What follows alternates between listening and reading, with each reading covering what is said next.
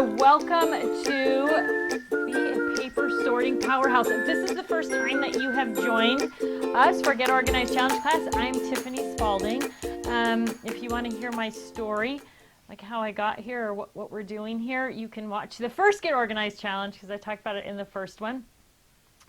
If you're new, though, there's a couple things you need to know. There's a little chat box going on if you're watching on live stream, and Karen monitors that chat. So if you have a question, type the word question in all caps, and then she'll pay attention to those things and answer questions. If she can't answer your question for some reason, she'll bring it up, and I'll answer it at the end of class. There is a bit of a delay, anywhere from 30 seconds to 2 minutes, depending on where you're watching in the world. So if we get to the end of the class and we haven't answered your question, it's probably because you're just a couple minutes behind. In that case, check on the Facebook group for an answer or email us with your question and we'll get to you that way as well. After class this week, as you do your work, you want to be sure and post your progress post so that you can get in on the drawings that we do. We give away 2 prizes every week for people who have posted their progress posts. At the end of class, we also send out a follow-up email that has links to the things that I talk about in class and to the handout and all the things that you need to know. If you're not on that email list, you need to go to our website and go to the Get Organized Challenge page and register on to that email list, and that's how you get that email. And you definitely want to do that because Karen usually includes some sort of coupon or special just for our Get Organized Challenge girls. Okay. And guys, if you're out there. The workbook is also available on the Get Organized Challenge page, and it has live links to the things that I've talked about as well. So let's get started with winners. Woo! Okay, we have 2 winners this week. Kelsey Smith Kolinch, if I'm saying your name right. And I believe this was posted on Facebook. It's kind of a long post, so I'm just going to pick and choose a few things from it. She says, Progress Report Challenge 1. My big benefits board, is it fancy? No. Is it pretty? No. But this is my 4th, maybe 5th time through the challenge, and it's the first time I've done a big benefits board. Why? Because I didn't think I needed one until now. I'm a pretty self-motivated individual. Up until now, I thought that being able to find my stuff quickly was its own reward, and it has. I've worked slowly on different sections of my craft room over the last 2 years. Even though I have a lot of work ahead of me, I'm already seeing an improvement. I am finding things more quickly and using more of my stash, but sometimes all I can see are the things that haven't been organized yet, and I feel overwhelmed. Light bulb moment. I really do need those little rewards along the way. Woo! So Kelsey put up a picture of her big benefits board, and it is very simple. It's just a list of the things, the rewards she's going to enjoy. It's really important. I can't stress enough, not just for this class, not just for organizing your craft supplies, but in life, if you have these rewards along the way, if you have your goals written down, the odds that you're going to succeed at what you want to succeed at are 4 or 5 times greater than not writing things down and not having those rewards built in. So not just here, but life in general. It's just great. Writing down goals is just really going to move you along. And she did. She's a Canadian. She finally got her hands on a scrap rack, so that's her new add to her craft room. Second winner is Heather Dunker Jenkins. I got to put my glasses on again. And she posted some before pictures. Woo! We love that. Everybody is motivated by before and afters. So don't be embarrassed or scared or any of those things about posting your before pictures because they really do make it fun and they help to hold yourself accountable, right? You want to put up that next picture showing that something that you've gotten finished or gotten done. So if you're gutsy enough to put your before and after pictures up there, it really is a lot of fun for everybody. So she said, these pictures make me feel a bit overwhelmed, like I'm in over my head. Don't worry, Heather, that's why you're here. And the other thing that I want all of you to realize is that your craft room didn't get to the condition that it's in over an 8-week period, which is the duration of this class.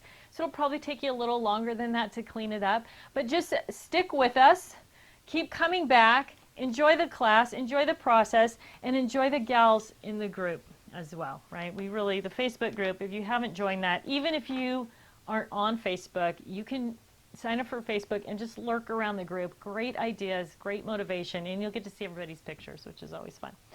Okay, last week, I kind of goofed a couple of things up. I redid the handout and the assignments, and I didn't redo my PowerPoint, so I missed a couple of things. So a couple of oopses from last week, which were already addressed by many of you in the Get Organized Challenge group. And the first one is, last week, the handout talked about creating your organized only space, but I did not. And so just quickly, I know there was a lot of posts about it and people shared a lot of information. The idea behind the organized only space is that you're creating an empty place, a clean, neat, tidy place that you can move things into as they're organized, right? It doesn't have to be your whole room. It doesn't have to be your whole closet or an entire shelving unit. It just has to be a space big enough to get started in, right?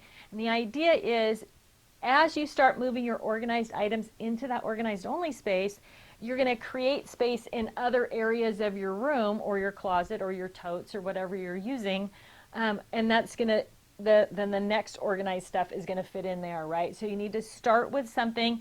You know, one of the posts I did previously, I just started with an IKEA Kallax 4 cube, right, which isn't very big. I think the height of the 4 cube was like 3 feet, and it's 15 inches deep, and it's 30 inches long, and it had room for a scrap rack on top. And so in this relatively small space, and I'll try to repost the picture. Let me write a note to myself. In this small space, I really could get a serious handle on organizing, and then as I filled that space, I was going to clear up space in the other part. So that's the beauty of the organized only space. Please don't skip it.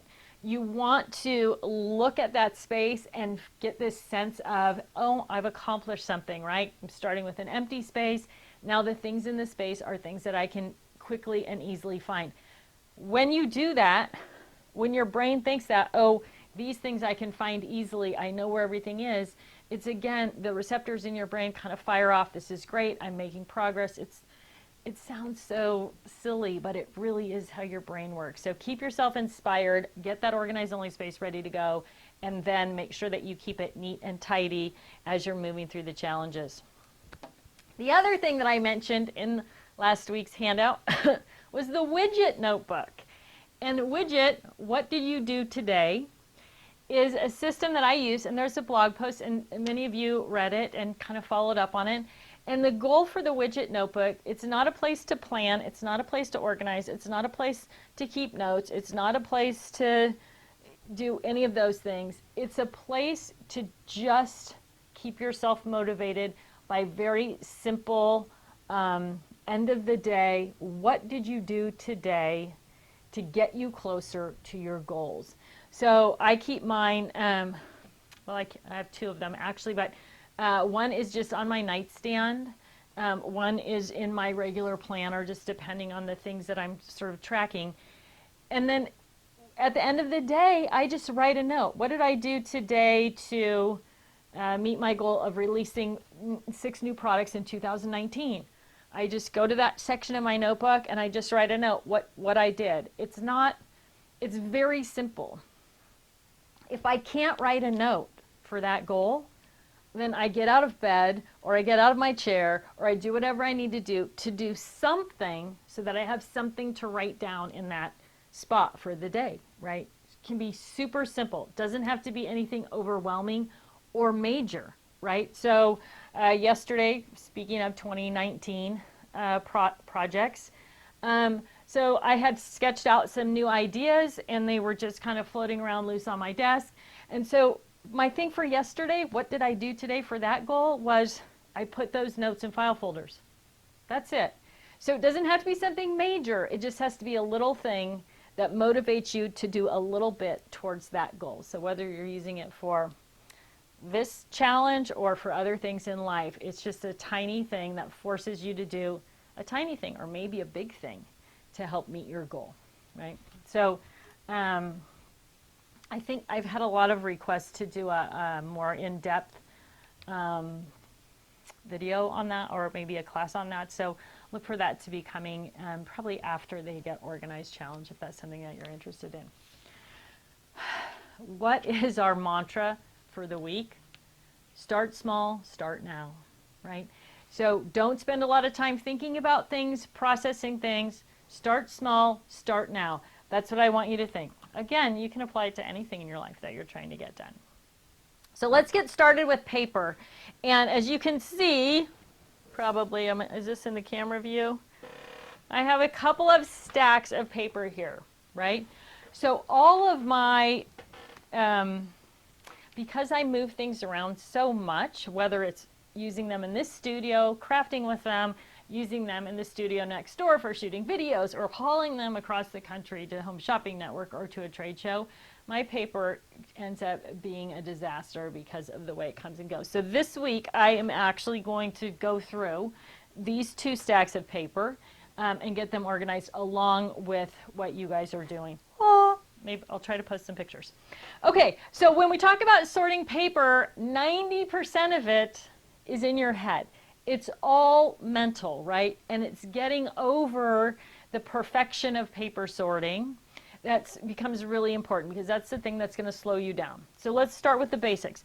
We learned about the 4-section system last week. When it comes to paper sorting, there are actually only 3 sections that you're going to work with, right? Alphabets and numbers, not usually part of paper sorting. If you have paper that has alphabets and numbers on it, it is usually going to be in your color section, or it might be school themed or something like that. But there's really no section for alphanumeric for paper sorting. Themes and calendar are generally pretty, another thing I missed last week. I don't know how I did this. Was I wearing my glasses? I don't know. The top question that Karen posted was, can you please clarify the difference between themes and sentiments and how that works? And I totally missed that. And when I was reviewing last week after class, I was like, oh, I missed this. So themes and sentiments, these are things that are what you craft about. And again, you could be a scrapbooker, a card maker, a mixed media artist. It doesn't matter.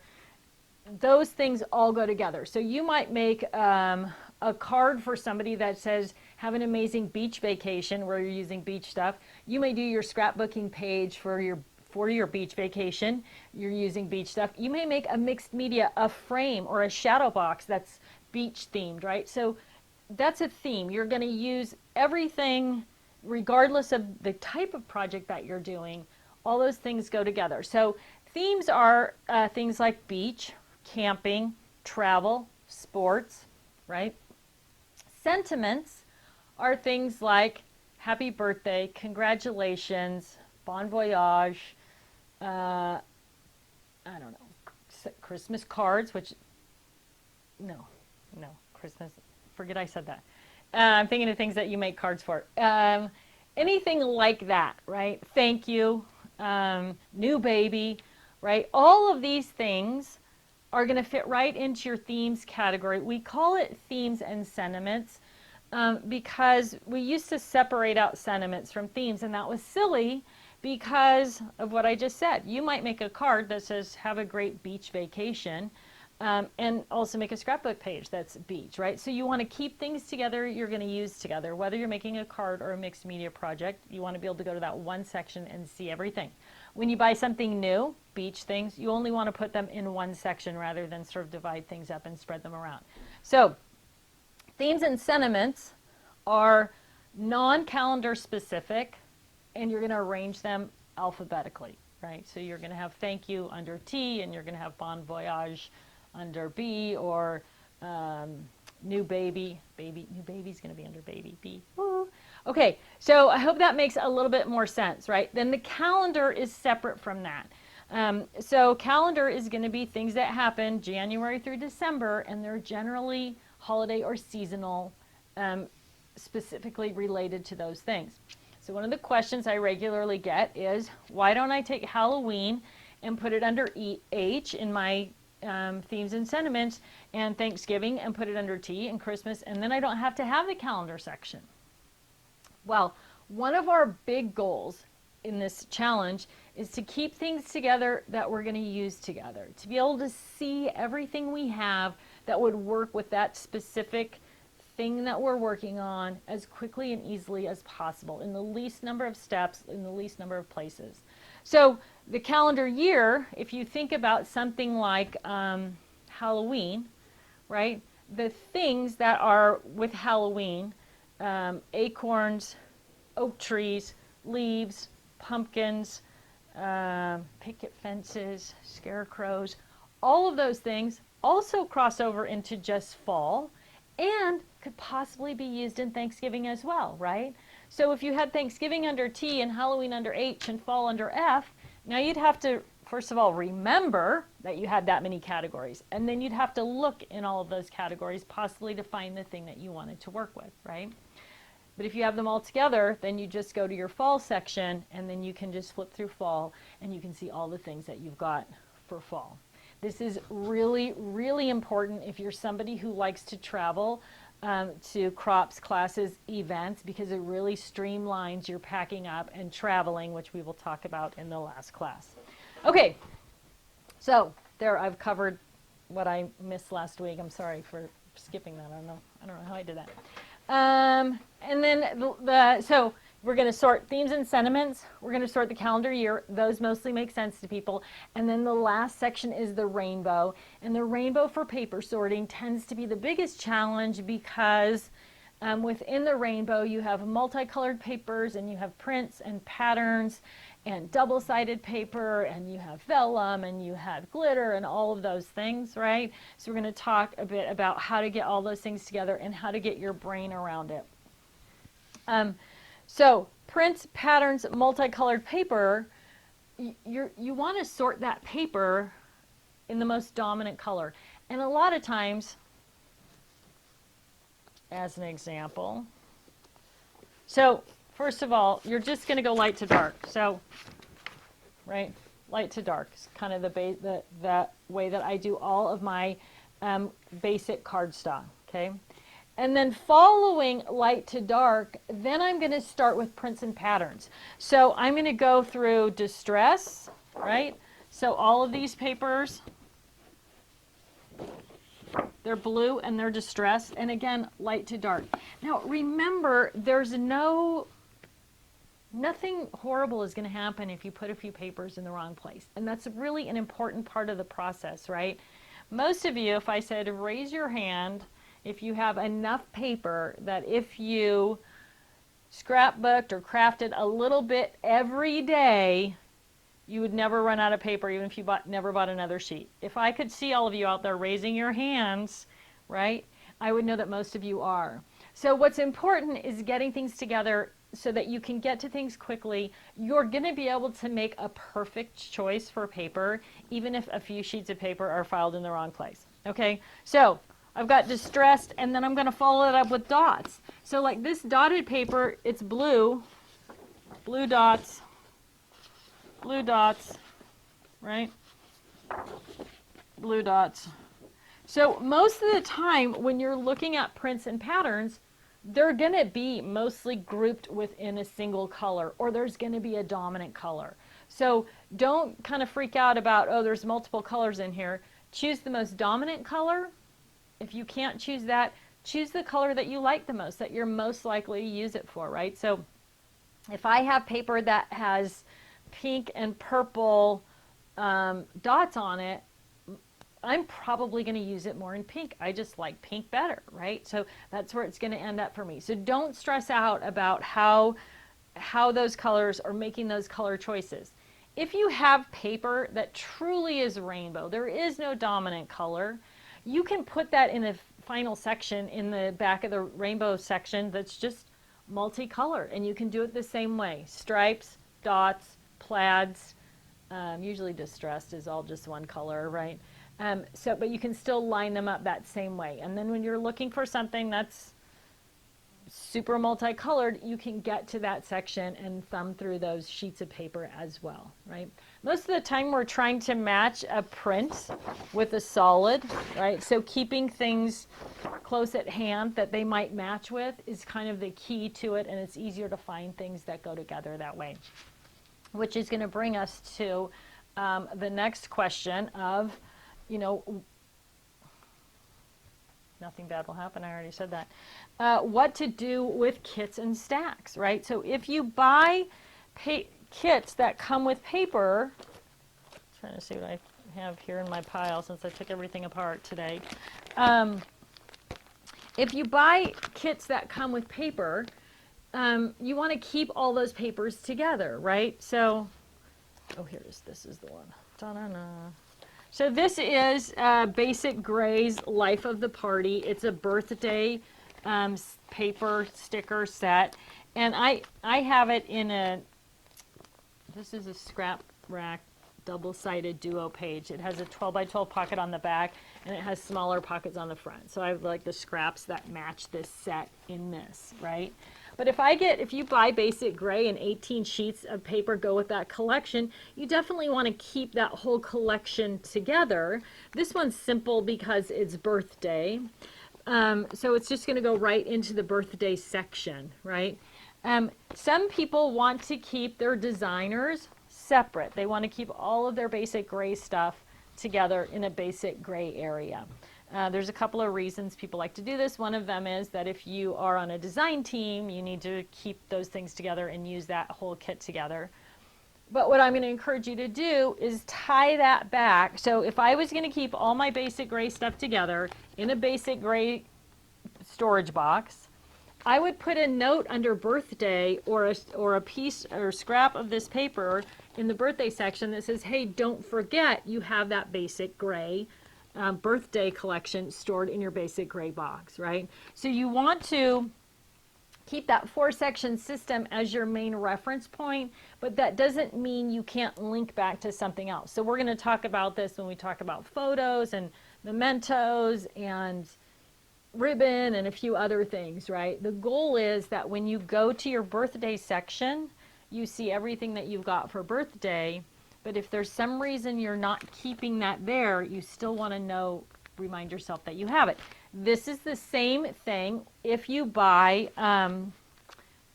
kits in the mail where you, excuse me, you get that pizza box, and inside the pizza box is paper and stickers and embellishments and maybe stamps and maybe dies, all kinds of stuff, right? You don't want to take that whole kit apart. You just want to find a way to represent the kit within your 4-section system.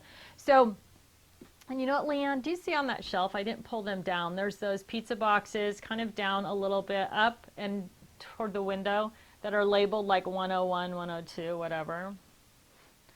Can you bring me those? So when you get those kits in the mail, again, you want to link them back to whatever section it is, even though they have paper in them.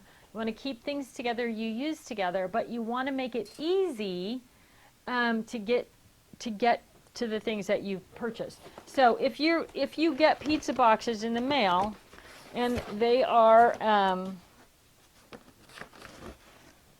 skip that one. So I just labeled them what they are.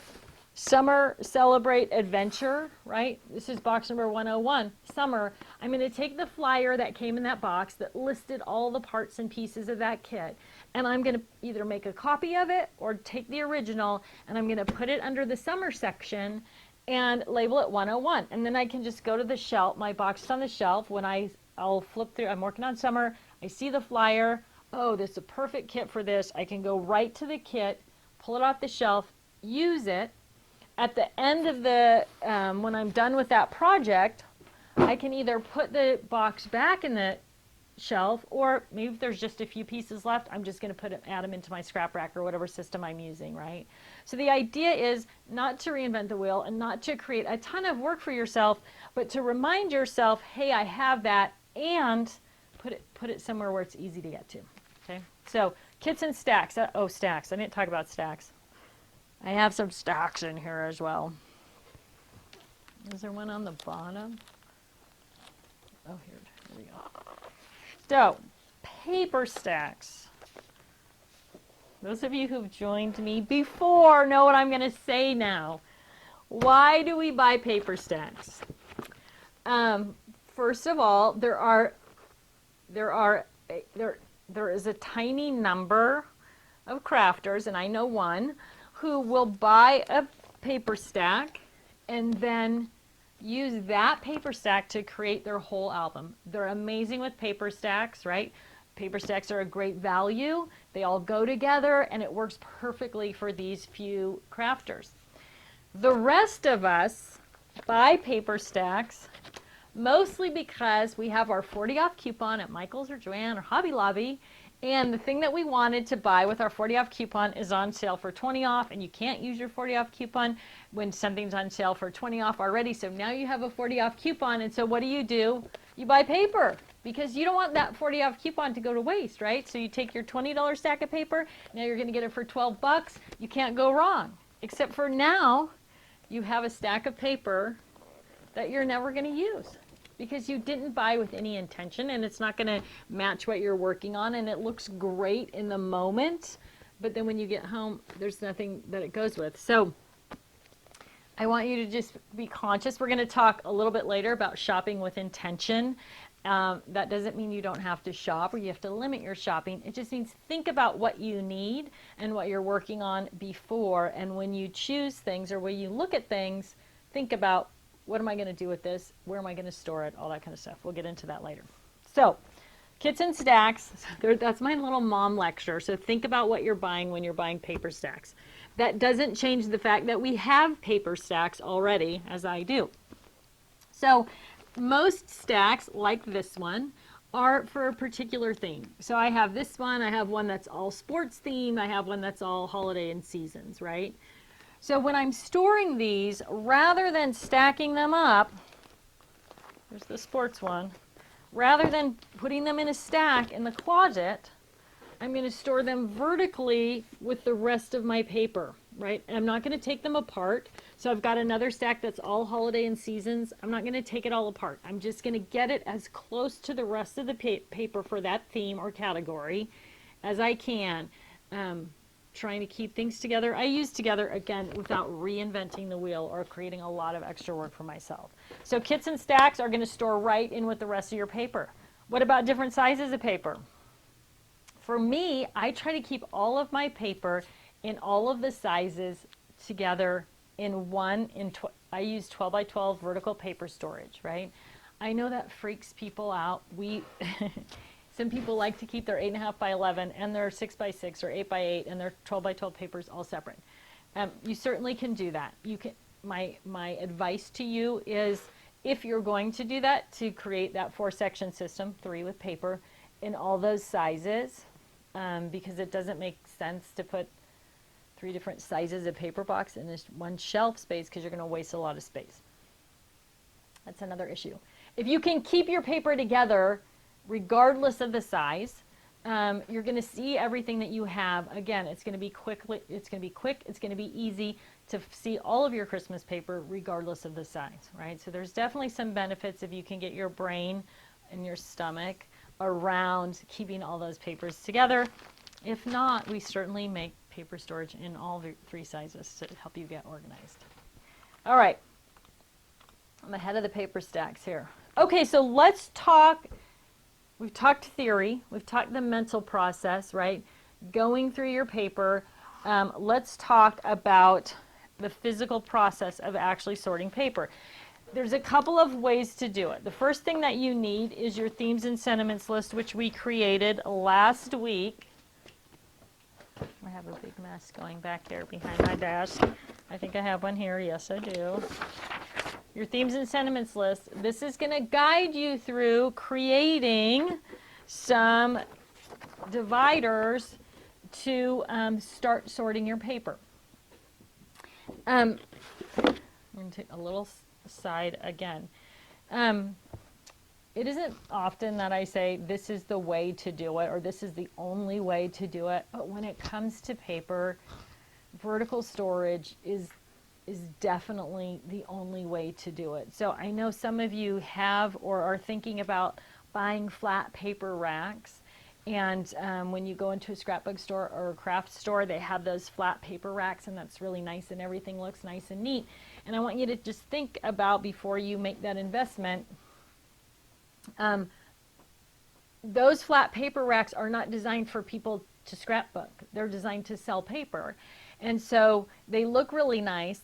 but every piece of paper in that flat rack is the same as the top piece of paper. So you don't have to worry what's underneath it. If you try to store your personal scrapbook paper that way, you have to take that whole stack of paper out, all the way out of the tray every time, and dig through it to find what you want, right? As opposed to going with vertical storage, where you can just flip through the whole pile and pull things out from any section of your vertical paper storage box. Far simpler, far easier, and you're going to do less damage to your paper than trying to take it out of that tray, dig through it, and then stack it back up and put it all back in the tray. So if you haven't, if you're considering paper storage and horizontal storage, I had to really think about that. Horizontal storage is what you're considering, I would strongly recommend against it.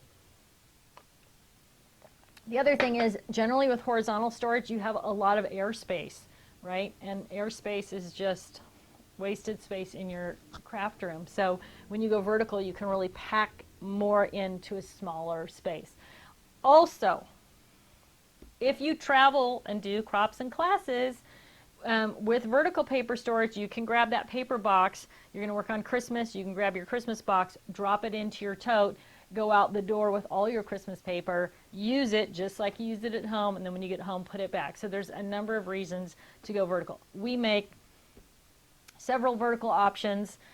They sell vertical options at, you know, all the big box stores as well, other brands, whatever. It doesn't matter to me what you use, but just vertical is the way to go. Okay, I'm off my soapbox on that. Let's move on to getting busy with getting organized. So your themes and sentiments list is going to guide you through the label tabs or the divider tabs that you need and that you're going to make when you start sorting paper. I would strongly recommend that you do your paper sorting vertically as well, right? If you don't want to sort vertically, you can make yourself some sorting templates like this, and we're going to use this style of sorting template to organize embellishments as well. But we already said there's no alphabets and numbers. But so this just follows my themes and sentiments list. In category B, I have beach and baby. In category S, I have sports, right? So this just follows my themes and sentiments list, right? Right down to holidays or seasons. And then, of course, the rainbow. So when I first did this method, I made my sorting templates out of 12 by 12 paper. Right? What happens with this?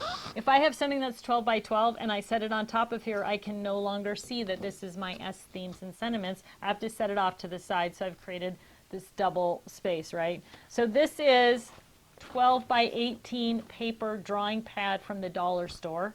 I just drew a line down the 6-inch mark, and I was able to add whatever the category is here, and then I still have plenty of room, even if it's a 12 by 12 thing over here, and I can see the category as well. So if you're not going to sort your paper vertically, you're going to need to make some sorting templates like this, and then you'll spread those around your dining room table, over the couch, through the counters in the kitchen, whatever need be. There's some pictures up on the challenge page